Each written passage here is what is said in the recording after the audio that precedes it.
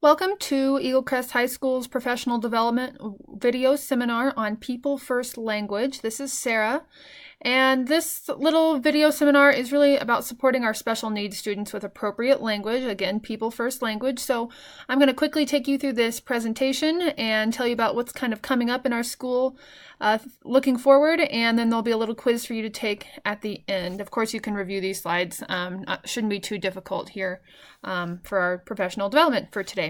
So first of all, I want to talk about what People First Language is, and this really does go with our special needs students and our ILC program.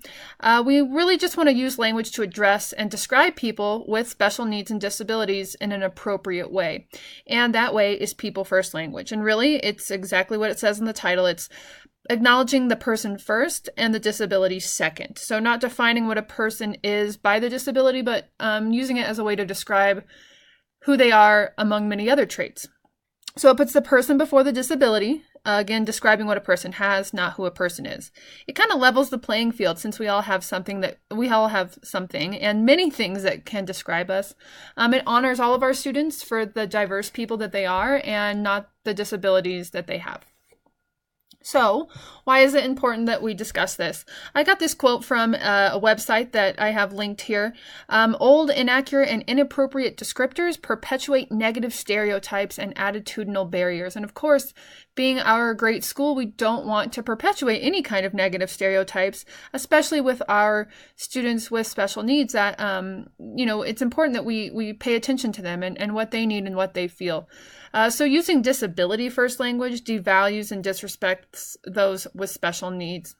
There's a ton of videos out there from students with special needs that talk about that, about how when people don't use people first language, how it makes them feel. And it's actually pretty heartbreaking. I've got some videos that we're going to show to the students that kind of talk about that.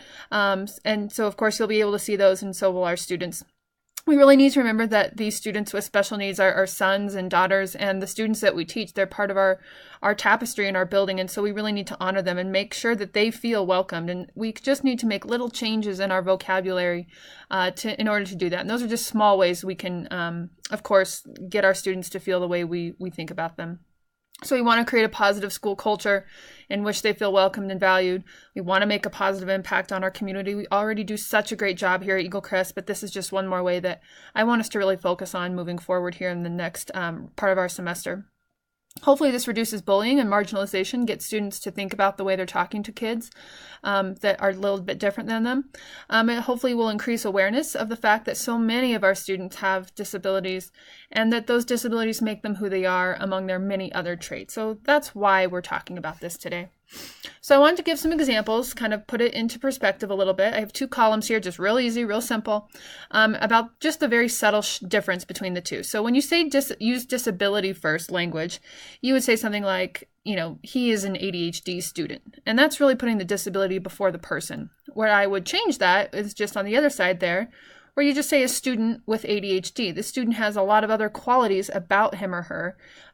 They actually have ADHD as one of those qualities, but it doesn't define the person. It's just a part of who that person is. So next example, Stephen is autistic. That makes it seem that that's all that Stephen is, when really Stephen has autism. It's just one part of him. Mona is blind. That makes it seem like that's the only thing that's interesting or important about Mona. Whereas the other one, Mona needs glasses to help her see, is a kinder way that just speaks to one of the things about Mona. So instead of saying disabled students, we say students with disabilities. Instead of special needs students, students with special needs. So people first. Hannah is handicapped versus Hannah needs a wheelchair to get around. So again, defining her versus a part of her. We would never say that Johnny is a dwarf. We would say that Johnny has a condition called dwarfism, right? That we would never want to hear that in our hallways. We don't want to say Lena is nonverbal. We'd say that Lena communicates with sign language. So again, disability first doesn't acknowledge the person. People first acknowledges the person first. So where are we going as a school? So we have this winter assembly coming up here in the next few weeks, and so I've put together a presentation for our students and staff to watch at the assembly. It's got some of those videos I was telling you about embedded within them for the students to kind of connect with and see what it looks like in real time. So I wanted to go through this little webinar video with you first so that, when you see it at the Winter Assembly, you can support, this kind of campaign, I guess, and support our students who might have questions about it. Even more than that, we have two cool things going on in our building right now. One of them is called Kindness Works, and that's supported through Gail Hume and Key Club. And so if your students are wanting to get involved or you want to get involved, basically it's about reaching out to students who need to be shown a little bit of kindness, and it's kind of like a pay it forward or just an act of kindness. But Key Club has more information on that, and so does Gail Hume, and they're going to be putting some things on Raptor TV, and we'll put some things in our newsletter about that so that the community knows about it. But great thing that's coming up. And this is the next one is a nationwide movement. It's Spread the Word to End the Word, and it's the word retard. And Kelly Zimmerman and the whole LC program is focusing on that for our second semester here. And they were going to be selling t-shirts at lunch, and they've got a whole thing going. So please reach out to her and have your students get involved. It's for our students with special needs, but also for our more mainstream general ed students to kind of partner with them to end that word for sure. We really, as a school, want to encourage our students to use this kind of language. Obviously, as a staff, we want to be able to use this language, but it's really more impactful when our students make shifts in the language that they use to address people and describe people, when we can see a real culture and community movement in a positive direction happen.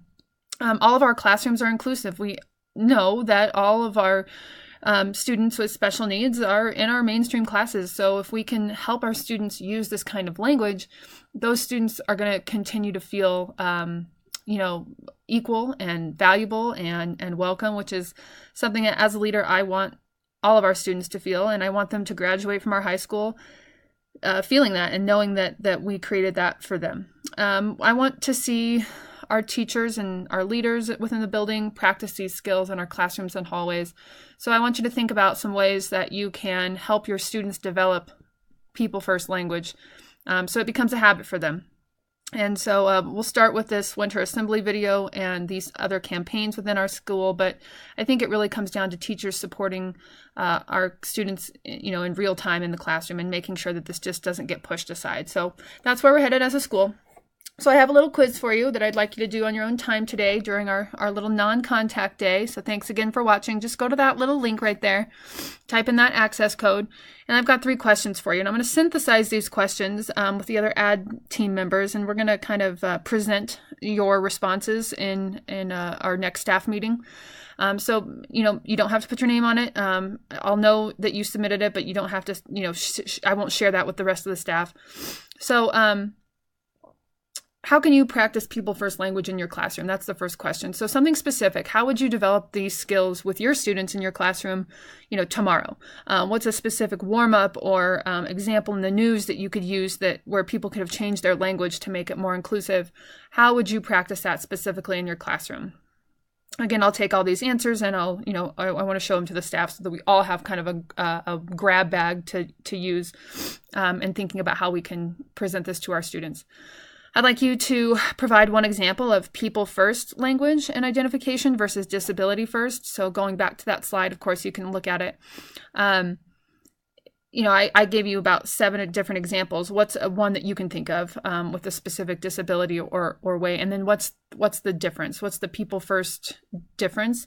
And specifically, what do you identify as being better about the people first one? So I'd like you to type a little response to that after creating your own example. And then why do you believe that as a staff, we mobilize around and commit to people first language? I obviously gave you some ideas, but personally, what does it mean to you? Why is it important for you that we all come together and make this shift? I'd like your feedback on that. Again, I'll take your responses and hopefully we'll see some greatness from you, as I always do. I'm always impressed by your responses and your opinions on these things. So please go to SurveyMonkey and do that. Please review these slides if you need to in thinking about our Winter Assembly coming up, in which our students will get a good dose of this people first language. Is really cool stuff that we're doing. So thanks again, and I look forward to those responses.